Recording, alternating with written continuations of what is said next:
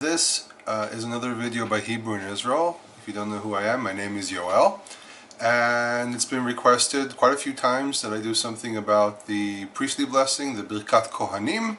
So I'm going to read it out first of all, and then I'm going to give some key ideas about the blessing itself. I actually had the privilege a couple of weeks ago to actually hear the Samaritan pronunciation of the priestly blessing as well, which was very interesting on the linguistic level. But in any case, what I'm doing here is I'm actually going to show the entire passage. So it starts off first of all with the actual commandments, as this is a classic opening. Vaydaber Adonai el Moshe lemor. Daber el Aharon ve'el banav lemor. Ko tevarchu et bnei Yisrael, Emor lahem. This is the opening itself, the commandment to tell the children of Aaron, Aaron himself, to say the blessing. The blessing itself, as you can see, I've positioned in a certain way here, because there's a point I want to make. But first of all, the reading itself. Okay? And it goes like this. Yevarecha Adonai ve'yishmerecha. Ya'er Adonai panav elecha v'chuneka. Yisa Adonai panav elecha ve'yasem lecha shalom. Okay, and then in the end it says, Vesamu et shemi al bnei Yisrael va'ani avarechem. Okay? Now, the main key here is actually these three verses in the middle. And first of all, one of the very interesting things that you miss when you don't use Hebrew is you miss little subtleties and structures which can be found in it. And if you actually count the words here, it's actually very interesting. This is 3 words, 5 words, 7 words. Okay, so there's actually a skip here of 2 each time, adding to the formula more body each time. Okay? Now, the blessing itself is actually very, very simple. There's not much complexity to it. But first of all, a common mistake that's done regarding the pronunciation of the first word. A lot of people pronounce it Yevarechecha. Okay? It's actually should be pronounced Yevarecha. Okay? There are 2 chafs here with the same sound one after the other. And due to situations like this, somewhere around 700 years ago, 800 years ago, in Spain, Jews started changing the pronunciation because they had difficulty going cha. Okay? A friend of mine did some research quite a few years ago, and what he concluded was that this was actually a rule invented apparently by, he claimed, by the Radak, Rabbi David Kimchi, who was a very important Hebrew expert that lived hundreds of years ago in Spain, or the Spain area.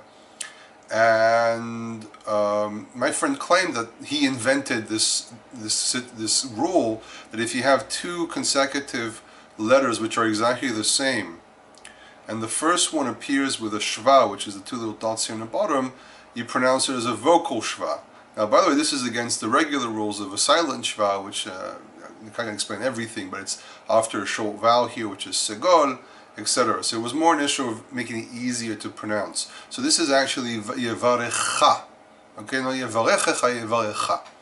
Okay, that's number 2 here in the list. Now, the other thing as well here is that each one of these beginnings here begins with the same structure of a third person, and really, because it's a blessing, it's a wish, which is kind of interesting, because if this is a blessing that God commanded Aaron to put on the people of Israel, are we talking about a wish form, may it be so, or is it a promise?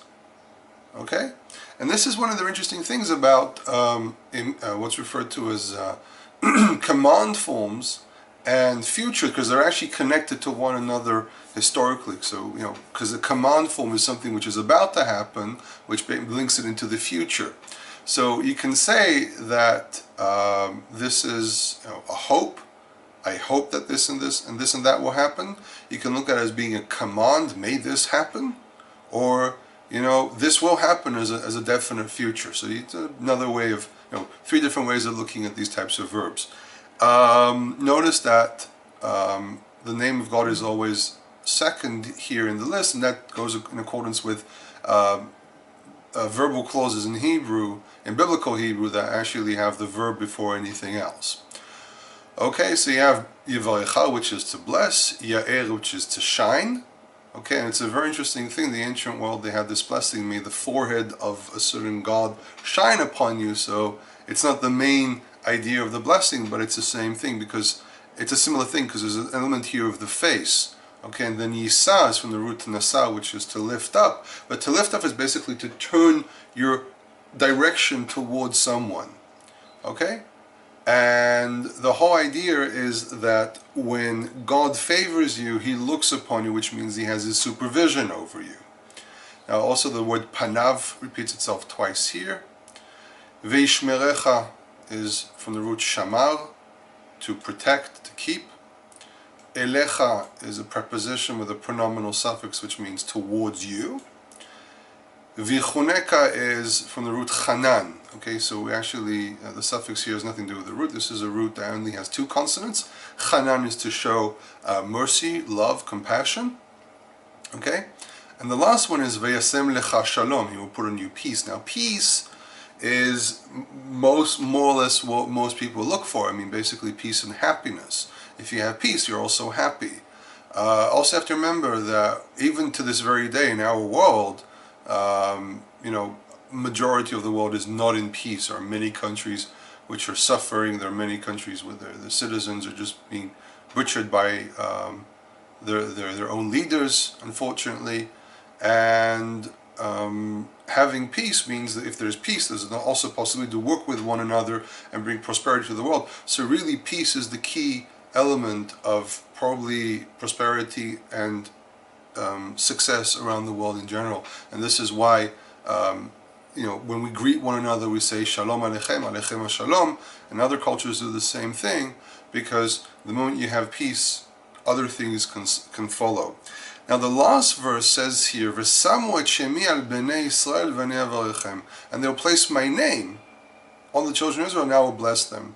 And what's very interesting is that we find, for example, verse that says, V'ra'u kol amei ha'aretz ki shem Adonai nikra alecha v'yara'u mimeka. And the nations of the land will see the name of God is called upon you, and they will fear you.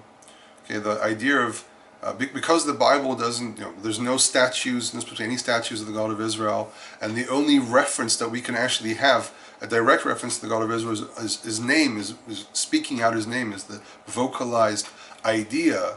So it's that the name dwells upon you. But there's also another element here, because there's a discussion. What does it mean that God is in the presence of the people of Israel? What does it mean that God is in the temple?